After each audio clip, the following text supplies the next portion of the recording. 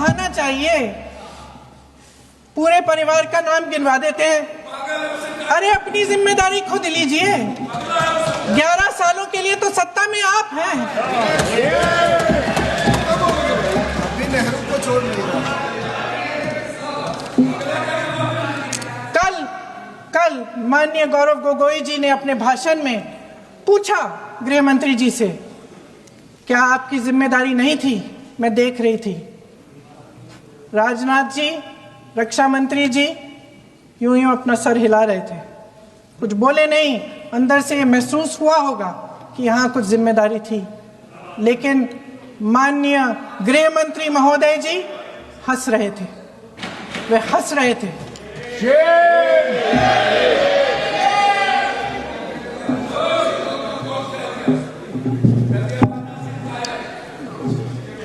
अध्यक्ष महोदय, कल सत्ता पक्ष और आज भी सत्ता पक्ष के नेताओं ने 2008 के मुंबई के हमलों का जिक्र किया, बार बार कहा कि मनमोहन सिंह जी की सरकार ने कुछ नहीं किया।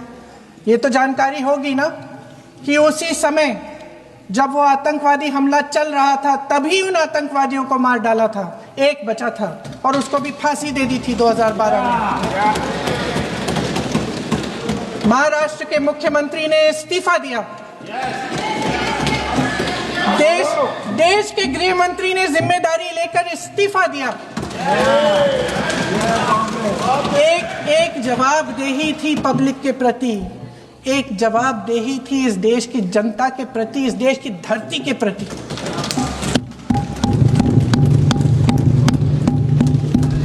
राजनाथ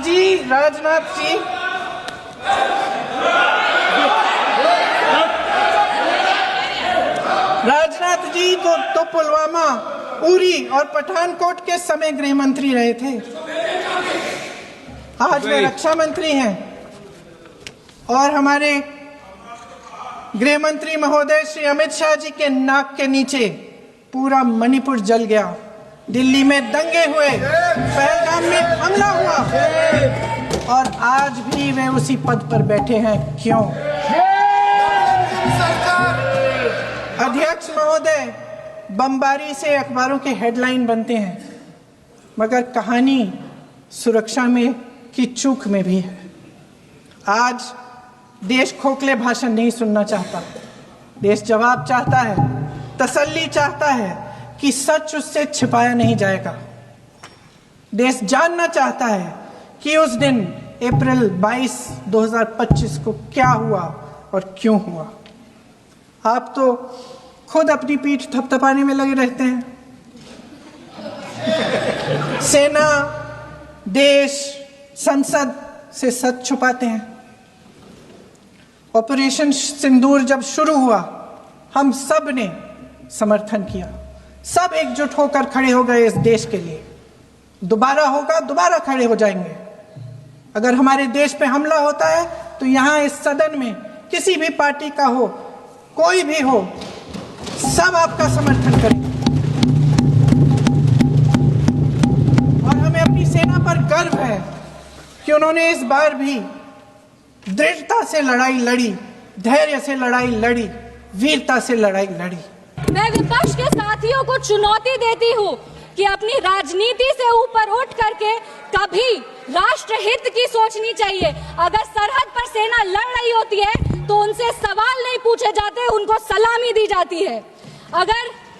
अगर विपक्ष की बात सुबह से सुने जा रहे हैं और उनकी बात को ध्यान से सुने तो वो बार बार कह रहे हैं कि सरकार ने सरेंडर कर दिया, सरकार ने सरेंडर कर दिया। सरेंडर से इनका विशेष लगाव इसीलिए भी है क्योंकि इतिहास गवाह है इन्होंने कितने बार विश्व के सामने भारत का सर झुका दिया है। 1962 में 14,500 वर्ग मील जमीन पर कब्जा कर लिया था। अमेरिका के तब के राष्ट्रपति ने कहा था कि भारत हमसे भीख मांगते हुए आया था। 1971 में वेस्टर्न मीडिया ने प्रधानमंत्री के बारे में जो भी कहा हो, उन्होंने हमारे देश के बारे में, भारत के बारे में कहा कि भारत एक धोखेबाज देश है और भारत नागरिक धोखेबाज लोग हैं। ये था भारत का इमेज आपके शासनकाल में। 1985 में CIA के क्लासिफाइड रिपोर्ट्स है कि विदेशी तंत्र भारत की सरकार को चलाती थी। इनसे जवाब मांगिए। 2001 विश्व के सबसे बड़े लोकतंत्र के सबसे बड़े मंदिर पर हमला हुआ और ये लोग चुप बैठे रह गए। 2008 मुंबई अटैक पूरी तरीके से देश को झंझोड़ दिया गया, पर इन्होंने कभी नहीं जवाब दिया। अगर आज आतंकवादियों को जवाब दिया है तो वो हमारे यशस्वी प्रधानमंत्री श्री नरेंद्र मोदी जी की सरकार ने दिया है।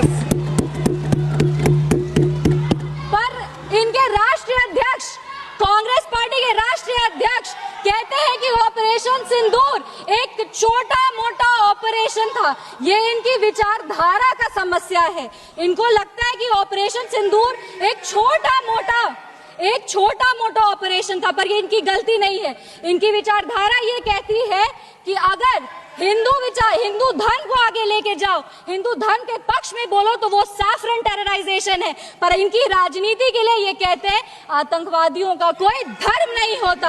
ये दोहरा चरित्र क्यों है इनका? आतंकवादियों ने हमारे नागरिकों को धर्म पूछकर मार दिया। हम उनको कहना चाहते हैं कि जिस सनातन को मुगल की तलवार नहीं खत्म कर पाई, जिस सनातन को अंग्रेज की तोप नहीं खत्म कर पाई, उस सनातन को इनकी छोटी मोटी राजनीति क्या खत्म करेगी? आतंकवादियों ने जब हमारे भाई लोग को मारा तो उनको मारने के पहले बोला कलमा पढ़ के सुनाओ। उन नागरिक की बहन होने के नाते, इस देश की बेटी होने के नाते हम उनको महाभारत सुनाना चाहते हैं। महाभारत सत्य और धर्म की लड़ाई जरूर है, लेकिन महाभारत द्रौपदी के प्रतिशोध का भी प्रतीक है। द्रौपदी का बदला महाभारत है और हमारी संस्कृति में है। अगर नारी सम्मान में त्रुटि होगी तो फिर से महाभारत रचा जाएगा। और महाभारत में लिखा है धर्मो रक्षति रक्षता। जो धर्म की रक्षा करते हैं, धर्म भी उन्हीं की रक्षा करता है। विशेष रूप से हम धन्यवाद देंगे हमारे यशस्वी प्रधानमंत्री श्री नरेंद्र मोदी जी का, जिन्होंने ऑपरेशन सिंदूर का नाम ऑपरेशन सिंदूर रखकर पूरी दुनिया को बता दिया है कि एक चुटकी सिंदूर की कीमत क्या होती है। और जिसने हमारी महिलाओं के, इस देश की बेटियों के, हमारी बहनों के सिंदूर को उजागर किया, उसको हमारी सरकार ने, हमारी सेना ने मिट्टी में मिला दिया है।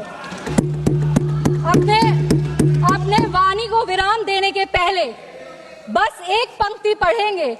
अगर उसूल पर आए तो टकराना जरूरी है, अगर जिंदा हो तो जिंदा नजर आना जरूरी है। भारत एक जिंदा देश है, उसकी रगों में अखंडता का और एकता का खून दौड़ रहा है। और जब जब भारत की अखंडता पे और एकता पर प्रहार होगा, भारत एकजुट होकर के मुंह तोड़ जवाब देगा। जय हिंद, जय बिहार, भारत माता की जय।